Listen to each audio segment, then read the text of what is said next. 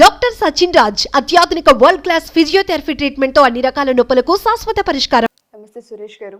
నమస్కారం అండి ఉషా గారు.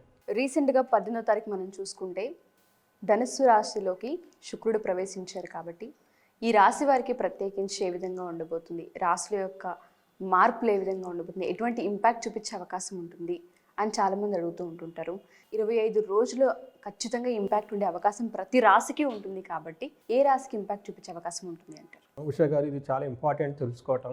ఏంటంటే మనం తలెత్తి పైకి చూసామనుకోండి, మనకి 360 డిగ్రీస్ మనకి సర్కిల్ లాగా కనిపిస్తూ ఉంటుంది అనమాట. అందులో 27 నక్షత్రాలు ఇప్పుడు ఫిక్స్డ్గా ఉంటాయి, కదలవు అనమాట. అయితే నెక్స్ట్ ఆర్బిట్లో లోన్ ఏమవుతుందంటే ప్లానెట్స్ 360 డిగ్రీస్లో అన్ని రొటేట్ తిరుగుతూ ఉంటుంది. వాటికున్న వెలాసిటీని బట్టి ఒక్కొక్క ప్లానెట్ ఒక్కొక్క స్పీడ్తో వెళ్తూ ఉంటుంది అనమాట. బట్ ఎప్పుడైతే ఒక్కొక్క ప్లానెట్ ఒక్కొక్క నక్షత్రానికి ఒక్కొక్క రాశిగా మనకి వెళ్తూ దగ్గర వెళ్తుందో దాని ఇంపాక్ట్ ఆ వెళ్ళిన రాశికి ప్లస్ వేరే రాశులకు కూడా దాని ఇంపాక్ట్ ఉంటుందండి. ఈ రిజల్ట్ మొత్తాన్ని చూసి మనకి ట్రాన్సిట్ రిజల్ట్ అంటాం, తెలుగులో అయితే గోచార ఫలితాలు అని చెప్తూ ఉంటారనమాట. బట్ కాన్సెప్ట్ అయితే ఇదండి. ఇప్పుడు వచ్చేటప్పటికి ఈ రీసెంట్ మనకి జనవరి 18న మనకి ఒక గోచార ఫలితం ఏంటంటే శుక్రుడు మనకి ధనుసు రాశిలోకి ప్రవేశించారు. ఈ ప్రవేశించడంతో ఒకటి ధనుసు రాశికి రిజల్ట్ ఉంటుంది, దీని ఇంపాక్ట్ వేరే రాశుల మీద కూడా ఉంటుందన్నమాట. సో ఆ ఇంపాక్ట్ ఎలా ఉంటుంది ఏంటని మనం ఈరోజు తెలుసుకుందాం. ఫస్ట్ వచ్చేటికి ఈ పీరియడ్ వచ్చేటప్పుడు జనవరి 18న 8:46 PM ఇది వృశ్చిక రాశిలో నుంచి ధనుసు రాశిలోకి శుక్రుడు ప్రవేశించారనమాట. ఇది వచ్చేటప్పటికి ధనుసు రాశి వచ్చేటప్పటికి ఫైరీ ప్లానెట్ అనమాట. సో శుక్రుడు వచ్చేటప్పటికి వాటర్ ప్లానెట్, సౌమ్యంగా ఉండే ప్లానెట్ అనమాట. సో రెండు ఆల్మోస్ట్ ఆపోజిట్లో ఉన్న కాంబినేషన్ జరగబోతూ ఉందని చెప్పుకోవాలన్నమాట. సో ఇప్పుడు వచ్చేటప్పటికి ఇది ఎప్పటి వరకు ఉంటుందంటే 25 డేస్ ఉంటుందండి. ఆ తర్వాత చెప్పి మకర రాశులకు షిఫ్ట్ అయిపోతారనమాట. ఈ 25 డేస్ వేరియస్ రాశులకు ఎలా ఉంటాయి ఏంటని మనం చూద్దాం.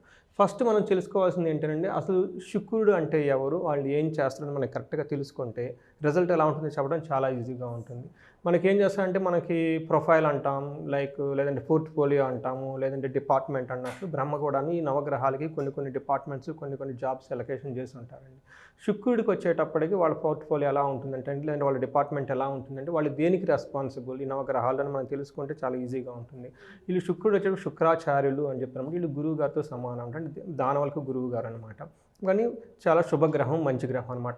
ఈ శుక్రుడు మనకి నిజ జీవితంలో ఎలాంటి వాటికి సిగ్నిఫికేషన్స్ ఇంపార్టెన్స్ ఇస్తూ ఉంటారంటే వాళ్ళకి మన సాంస్క్రిట్లో ఏం చెప్తారంటే కళాత్ర కాముక, సుఖ, గీత, విద్య, హాస్య, నర్తన, సరస సల్లాప, శిల్ప, జ్యోతిష, ఆభరణ, మణిమాణిక్య, ప్రవాళ, మౌతికాది కళాత్రకారక శుక్ర అని చెప్తారు. అంటే మనకి కళాత్ర అంటే వైఫ్ రిలేటెడ్, స్పౌస్ అని చెప్పుకోవాలన్నమాట. కాముకత్వం, okay, love and attraction and affection. సుఖం, కంఫర్ట్, సంగీతం, విద్య, హాస్యం, నర్తనం, సరస సల్లాపం, శిల్పం, జ్యోతిషం, ఆభరణాలు, జ్యువెలరీ కానివ్వండి, తర్వాత ప్రయాణాలకు కావాల్సిన వెహికల్స్ కానివ్వండి, మణిమాణిక్యాలు, మన ఏదైనా పర్ల్ జ్యువెలరీ అవి వేసుకున్న పర్ల్స్ కానీ జ్యువెలరీ కానీ ఏదైనా చేసుకున్నా కానీ దాటికి కానివ్వండి, తర్వాత ముత్యానికి సంబంధించి సముద్రానికి సంబంధించిన వస్తువులన్నిటికీ శుక్రుడు కారకుడు. ఇవి ఎక్కడైతే ఉంటాయో వాటికి శుక్రుడికి రిప్రజెంటేషన్ చేస్తూ ఉంటారు అనమాట. ఈ విషయాల్లో ఇప్పుడు 12 రాశులకు ఎలా ఉంటుంది, శుక్రుడు కొన్ని రాశులకు అనుకూలంగా కొన్ని రాశులకు ప్రతికూలంగా ఉండేసి వేరే రకరకాలుగా ఇంపాక్ట్ చూపిస్తూ ఉంటాడు. ఎస్పెషల్లీ ఇప్పుడు మనం మాట్లాడుకున్న కారకత్వాల గురించే మనకు ఇంపాక్ట్ ఎక్కువ ఉంటుంది, వేరే వాటి గురించి మనం ఆలోచించిన అవసరం లేదనమాట. ఇప్పుడు వచ్చేటప్పటికి మనం ఫస్ట్ మనకి కర్కాటక రాశి తీసుకున్నాం అనమాట. వీళ్ళకి ట్రాన్సిట్ జనవరి 18 నుంచి స్టార్ట్ అయ్యి ఫిబ్రవరి 12 వరకు ఈ రాశి వాళ్ళకి ఎలా ఉంటుంది, కర్కాటక రాశి 25 డేస్ ఎలా ఉందో చూద్దాం అనమాట. సో జనరల్ కర్కాటక రాశి అనేది జనరల్గా మనం ఏం చెప్పుకుంటే పునర్వసు 4వ పాదం, పుష్యము 1, 2, 3, 4 పాదాలు, తర్వాత ఆశ్లేషం 1, 2, 3, 4 పాదాలు వీళ్ళకి ఉంటాయి. ఓకే. సో పేరు వచ్చేటప్పటికి మనకి వాళ్ళకి హీ, హూ, హే, హో, డా, డో, డే, డో ఈ లెటర్స్తో మోరార్లెస్ ఈ సౌండ్స్ ఉన్న అక్షరాలకి మనం చేసుకోవచ్చు అనమాట. ఇప్పుడు ట్రాన్సిట్ ప్రకారం ఎలా ఉందంటే కర్కాటక రాశికి 6th హౌస్లోకి వీనస్ వెళ్ళిపోయారండి. 6th హౌస్ వచ్చేటప్పుడు మనం పాపస్థానం అంటారనమాట. అంటే శుక్రుడు పాపస్థానంలోకి వెళ్ళిపోయారనమాట. అంటే మనకి ఇది ఈ సెంటెన్స్ అందరికీ న్యాచురల్గా అర్థమవుతుంది ఏంటి పాపస్థానం అనేది.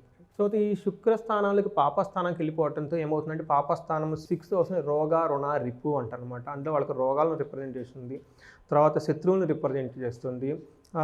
రోగ, రుణ, రిపు శత్రువులను చూపిస్తుంది, రోగాలను చూపిస్తుంది, అప్పుల బాధను చూపిస్తుంది అనమాట. ఈ హౌస్లోకి శుక్రుడు వాళ్ళకి వెళ్ళిపోయారనమాట.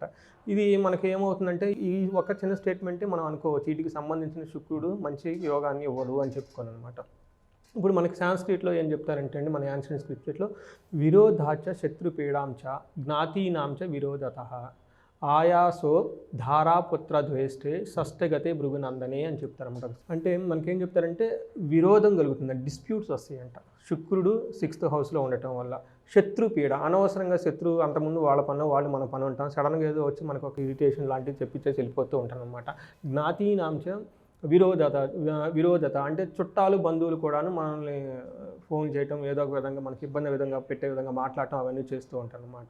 ఆయాసో ధారాపుత్ర ద్వేష్ట అంటే పుత్రులతో కాబట్టి మిస్సెస్తో కాబట్టి అనవసరంగా గొడవ పట్టడం, ఈ సంబంధించిన విషయాలన్నీ జరుగుతుంటాయి. బట్ ఏది జరిగినా కానీ ఏమవుతుందంటేనండి గొడవలు పట్టడం, అనవసరమైన మిస్అండర్స్టాండింగ్ రావటం, డిస్ప్యూట్ రావటం, వీటికి సంబంధించిన విషయాలు ఎక్కువగా ఉంటాయి అని చెప్పేసి మనకి మహర్షులు చెప్పారనమాట. బట్ ఇంకొంచెం డీటెయిల్గా మనకు చూస్తే ఏం చెప్తామంటే వీళ్ళకి క్యాన్సర్ వాళ్ళకి వీనస్ వచ్చేటప్పటికి 4వ అధిపతి అనమాట. అంటే సుఖానికి సంబంధించి కన్వీనియన్స్, తల్లికి సంబంధించిన విషయాలను రిప్రజెంటేషన్ చేస్తూ ఉంటారు. ప్లస్ వచ్చేప్పుడు 11th హౌస్ అంటే లాభం. మనం ఏ పని చేసినా కానీ మనకి లాభం ఉండాలి. ఇంట్లో ఒక జాబ్ చేసినా, ఇంకొకటి చేసినా, మూవీకి వెళ్ళినా, మనం ఏదైనా కొన్నా కానీ లాభం ఉండాలన్నమాట.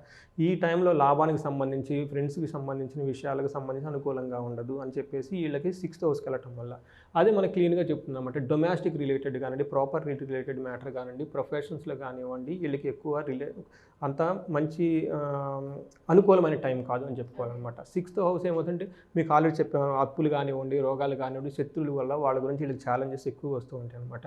ప్రొఫెషనల్గా వీళ్ళకి ఎలా ఉంటుందంటే అండి, ఎంత వర్క్ చేసినా కానీ ఏదో ఒక కాంప్లికేషన్స్ వచ్చే ఛాన్సెస్ ఉందన్నమాట. కొలీగ్స్ వచ్చేటప్పటికి ఏదో ఒక విషయంలో వీళ్ళకి డిస్టర్బెన్స్ చేసి డిస్ట్రప్షన్ చేస్తూ ఉంటారు. ఏదైనా ప్రాజెక్ట్ చేసినా కానీ వాళ్ళకి సక్సెస్ అవ్వదు. సో ఈ 25 days వాళ్ళకి ఎలా ఉండాలంటే వీళ్ళ గురించి చాలా కేర్ఫుల్గా వర్క్ చేసుకొని ప్లాన్ చేసుకుంటూ ఉండాలన్నమాట. తర్వాత జాబ్లో ప్రొఫైల్ ఎలా ఉండాలంటే ఛాలెంజింగ్గా ఉండటం, తర్వాత మోస్ట్ యాక్టివ్గా ఉండటం లాంటి పనులు చేయకూడదు. యాజ్ చాలా కామ్గా ఉండాలి. లెట్ ఇట్ పాస్ అన్నట్లు ఉండాలన్నమాట. ఎక్కువగా ఏం న్యూ ప్రాజెక్ట్స్ తీసుకోకుండా. నెక్స్ట్ వచ్చి హెల్త్కి రిలేటెడ్కి సంబంధించి వీళ్ళకి ఏముంటాయి అంటేనండి, ఫిజికల్గాను మెంటల్గా చాలా డిస్టర్బ్డ్గా ఉంటారు ఏ పని ఆగిపోవటం వల్ల. అందుకని చెప్పేసి హెల్త్కి సంబంధించిన వాళ్ళు చాలా కేర్ఫుల్గా ఉండాలి. ఈ టైంలో వీళ్ళ జాతకంలో లోపం ఉండి వాళ్ళు అలా ఉన్నారు, వాళ్ళలో లోపం ఉండి వీళ్ళలో కాదు. మనం ఉల్టా ఆలోచించి ఉంటాం. వీళ్ళు కొలాబరేటివ్ మూడ్లో ఉండాలి. ఇంట్లోకి వెళ్ళినా కానీ స్థిమితంగా కూర్చోవటం, వాళ్ళు ఏం చెప్తున్నారు వినటం, ఆలోచించడం, చేయటం, వాళ్ళకి టైం స్పెండ్ చేయాలి. అలానే ఆఫీస్లో కొలీగ్స్కి ఏమవుతుంది, న్యూ ప్రాజెక్ట్స్ వచ్చినా, కొత్త కొలీగ్స్ వచ్చినా, అలయన్స్ వచ్చినా కానీ వాళ్ళతో కూర్చొని అర్థం చేసుకొని మనకి అంటే ఆ టైం తీసుకోవాలి. వాళ్ళకి మనకు అర్థం చేసుకోవడానికి టైం మనం స్పెండ్ చేసుకొని కామ్గా ఉంటే కనుక చాలా మంచి రిజల్ట్స్ వస్తాయి. అలయన్స్ వచ్చేటప్పటికి కెరీర్కి సంబంధించిన అలయన్స్ ఒక కొలాబరేటివ్ మోడ్లో కనుక వాళ్ళు వెళ్తే చాలా బాగుంటుందని చెప్పాలన్నమాట. నెక్స్ట్ టోటల్గా వీళ్ళు ఏమంటారండి, వర్క్ ఫ్రంట్లోను, తర్వాత వచ్చేటప్పటికి ఇంట్లోకి సంబంధించి చాలా బ్యాలెన్సింగ్గా ఉండాల్సిన టైం. మనం ఏమంటారు, బ్యాలెన్సింగ్లో కర్ర పట్టుకుని నడుస్తూ ఉంటాం చూడండి వైర్ మీద, అలా చాలా బ్యాలెన్సింగ్గా ఆచి తూచి నడవాల్సిన టైం అని చెప్పాలి వీళ్ళనమాట. సో దీనికి ఈ టైంలో 25 days వాళ్ళు better to not to take any good decision. Okay, decision మేకింగ్లో మాత్రం కొంచెం లేట్ చేస్తేనే మంచిది. ప్రాజెక్ట్స్ కానీ ఏమైనా ఉంటే జస్ట్ అవాయిడ్ చేస్తే చాలా మంచిది. హెల్త్ విషయంలో కేర్ఫుల్గా పెట్టుకుంటే చాలా మంచిది ఉంటాయి. వీళ్ళకి రెమెడీ ఏం చెప్తా ఉంటే ప్రతిరోజు సాయంత్రం పూట ఆవు నెయ్యితో కానీ, నువ్వుల నెయ్యితో కానీ, బెటర్ నువ్వుల నెయ్యితో కానీ వీళ్ళకి దీపారాధన చేస్తే, దీపం వెలిగించి దండం పెట్టుకుంటే చాలా మంచి జరుగుతుంది. రెండోది వచ్చేటప్పుడు వీళ్ళకి మెడిటేషన్ చేయటం, తర్వాత యోగా, ఫిట్నెస్ కనుక ఏమైనా ఇట్లాంటివన్నీ చేస్తే, జాగింగ్ ఇవన్నీ చేస్తే చాలా కలిసి వస్తుంది. ఇంకొకటి ఏం చెప్తారంటే ఆడి ఆల్ట్రమ్ అని చెప్పేసి ఒక ఫ్రెంచ్లో మనకు ఒక ప్రోవర్బ్ ఉందండి. వీళ్ళు ఏం చేయాలంటే అండి, ఎంటం ఎక్కువ అలవాటు చేయాలి. అంటే గివ్ చాయిస్ టు అదర్స్ అంటారనమాట. ఆడి ఆల్ట్రమ్ అంటే listen what other person is saying, what other person feelings. ఈ మోడ్లో వీళ్ళు 25 days కనుక ఉంటే వీళ్ళు ప్రోయాక్టివ్గా వర్క్ చేసేదానికంటే రేదర్ వాళ్ళని ఎంపథెటిక్గా వేరే వాళ్ళని అర్థం చేసుకోవటానికి కానీ, కొలాబరేటివ్గా ఉండటం, మాట్లాడటం ఇలాంటివి చేస్తే కనుక ఎలాంటి విషయాలకు మనకి ఈ టయాన్ని సద్వినియోగం చేసుకోవచ్చు అనమాట. ఇది రెమెడీ వాళ్ళకే చెప్పాలండి. సో ఈ విధంగా మనకి ట్రాన్సిట్స్ వచ్చేటప్పుడు కర్కాటక రాశి వాళ్ళకి డిలే చేస్తే, అన్ని విషయాల్లో కొంచెం వెయిట్ చేస్తే బాగుంటుంది. షూర్ సార్, మీరు చెప్పినట్టుగానే చాలామందికి ఈ సజెషన్స్ అవసరం. చాలామంది తెలియకుండానే మనీ ఉన్నాయనో ఇన్వెస్ట్మెంట్ వైపు వెళ్ళిపోతూ ఉంటుంటారు. తెలుసు తెలియకు చిన్న మిస్టేక్స్ అండ్ డెసిషన్స్ తీసుకునే అవకాశం ఉంటుంది. వాళ్ళందరికీ ఇది ఒక ఆలెట్ అని చెప్పుకోవచ్చు. సో పర్సనల్గా ఎవరైనా సరే జాతక రీత్యా మిమ్మల్ని మీట్ అవ్వాలన్నా, లేదా మన దగ్గర ఆల్రెడీ ఆస్ట్రాలజీ నేర్చుకోవాలనుకున్న కోర్స్ కూడా డిజైన్ చేసాం ఆన్లైన్ త్రూ, ఆ కోర్స్ తీసుకోవాలనుకున్నా మిమ్మల్ని ఏ విధంగా సంప్రదించాలి అంటే? సో ఉషా గారు, మా ఫస్ట్ ముఖ్య ఉద్దేశం, నేను ప్రతి ఇంట్లో ఒక ఆస్ట్రాలజర్ ఉండాలి అని మీరు చెప్తూ ఉంటారు. ప్రతి మనిషి నేర్చుకోవాలండి. అప్పుడే మనకు ఆ బ్యూటీ వస్తుందండి. ఆ సోల్ జర్నీ, మనం పుట్టాము, వెళ్ళిపోతాము, రకరకాల మనుషులు, రకరకాల ఇంటరాక్షన్లు, ఎక్కడ మనకు టైం అనుకూలంగా ఉంది అని అనుకోలేదు, మనం అంతా మనం తెలుసుకోవాలి. ఇప్పుడు ఇదే చూసాము, ఇది ఇలా రిస్కీగా ఉందనుకుంటే వీ గెట్ అలర్ట్ అనమాట. లేదు, ఇది తెలుసుకోకపోతే ఏం చేస్తామండి, అనవసరంగా ఫైట్ చేయటం, ఏదో చేయాలనుకోవటం, అనవసరంగా లోన్ తీసుకోవటం ఇబ్బంది పడిపోతూ ఉంటాం అనమాట. ఇలాంటి కొన్ని విషయాల్లో మనకి ఆస్ట్రాలజీ ఎంతో యూజ్ అవుతుంది అన్నమాట. ఇది ప్రతి ఒక్కళ్ళు తీసుకోవాల్సిన సబ్జెక్ట్. దీనికి సంబంధించి ఒక చిన్న బేసిక్ కోర్స్ లాగా డిజైన్ చేసామండి. జస్ట్ ఏమీ తెలవని వాళ్ళకు కూడాను ఒక 5-6 అవర్స్ కనుక టైం స్పెండ్ చేస్తే అసలు బ్రాడ్ రోడ్ మ్యాప్ వస్తుంది. అసలు ఆస్ట్రాలజీ ఏంటి, అసలు ఏమేమి చూస్తారు, ఎలా చూడాలి ఏంటి అని చెప్పేసి ఆ టెర్మినాలజీ ఏంటి, ఆ సైకాలజీ ఏంటి అని వాళ్ళకి అర్థమవుతుందండి. అది ఈ స్క్రీన్ మీద కనిపిస్తున్న నెంబర్కి కనుక కనెక్ట్ అయితే ఆ కోర్స్ ఒకటి చేయొచ్చు. ఇది కాకుండా అండి ఇండివిజువల్గా హారోస్కోప్ చూడొచ్చు మనం, వాళ్ళ బర్త్ డేట్ ఇది వచ్చేటప్పటికి జనరల్గా మనకు అందరికి అప్లికేట్ అవుతుంది. అవునండి, అలాంటి వాళ్ళకి కనుక ఎవరైనా ఇంట్రెస్ట్ ఉంటే మనం వాళ్ళకి కౌన్సిలింగ్ ఇవ్వచ్చు, చాలా హెల్ప్ చేయొచ్చండి. రీసెంట్గా నాకు విజయవాడ నుంచి ఫోన్ చేశారండి, లో వాయిస్తో మాట్లాడుతూ ఉన్నారు. నేను సూసైడ్ చేసుకుందాం అనుకుంటున్నానండి, లాస్ట్ మీకు ఫోన్ చేస్తామని చెప్తున్నాను. లాస్ట్ కాల్ మీ కాలని ఆ తర్వాత నేను ఉండను అని చెప్పారు. నేను ఆగండి నెక్స్ట్ డే చేయండి అని నెక్స్ట్ డే చేసి ఆస్ట్రాలజికల్ పాయింట్ ఆఫ్ లో హారోస్కోప్ అన్నీ చూసి, విచిత్రం ఏంటంటే వాళ్ళకి చంద్ర మహాదశ నడుస్తుంది, రాజయోగం ఉంది వాళ్ళకి. చూడండి ఆ రాజయోగంలో ఎలా ఉన్నారు, అది వాళ్ళకి కరెక్ట్గా తెలవదు, ఆ కనెక్షన్ లేదనమాట. ఆ కాస్మిక్ ఎనర్జీని ఎలా కనెక్ట్ అవ్వాలి, సెలెస్టియల్ బాడీలతో నుంచి ఆ సపోర్ట్ మనం ఎలా తీసుకోవాలి, ఎలా మన లైఫ్ స్టైల్ ఉంటే మనం అలా ఎంజాయ్ చేస్తాం అనేది వాళ్ళకి ఐడియా లేదనమాట. సో నేను నా డిస్కషన్ కన్సల్టేషన్ టైం అంతా అయిపోయేటప్పటికి మీరు నమ్ముతారో లాస్ట్ 10th డే మళ్ళీ నాకు ఫోన్ చేసి, ఏమండి నేను కొత్త మిషనరీ తీసుకుందాం అనుకుంటున్నాను, బిజినెస్ ఎక్స్పాన్షన్ చేద్దాం అనుకుంటున్నాను, నాకు గైడెన్స్ ఇవ్వండి అని అడుగుతారు. సో నేను చేసింది ఏం లేదండి, వాళ్ళకున్న జాతకం ఏంటి, వాళ్ళ ప్లస్ పాయింట్స్ ఏంటి, మైనస్ పాయింట్ ఏంటి, కౌన్సిలింగ్ త్రూ ఆస్ట్రాలజికల్, అది కూడా వేస్టిక్ ఆస్ట్రాలజీ, మన మహర్షులు ఏం చెప్పారు, ఋషులు ఏం చెప్పారు, అవన్నీ వాళ్ళకి మనం చెప్తామండి. అలాంటి వాళ్ళు ఇండివిజువల్గా ఇంట్రెస్ట్ ఉంటే కనుక మనకి కనెక్ట్ అయితే మనకి కౌన్సిలింగ్ ఇచ్చి వాళ్ళకి హెల్ప్ చేయొచ్చు. షూర్ అండి. Thank you sir. Thank you so much. Thank you అండి ఉషా గారు.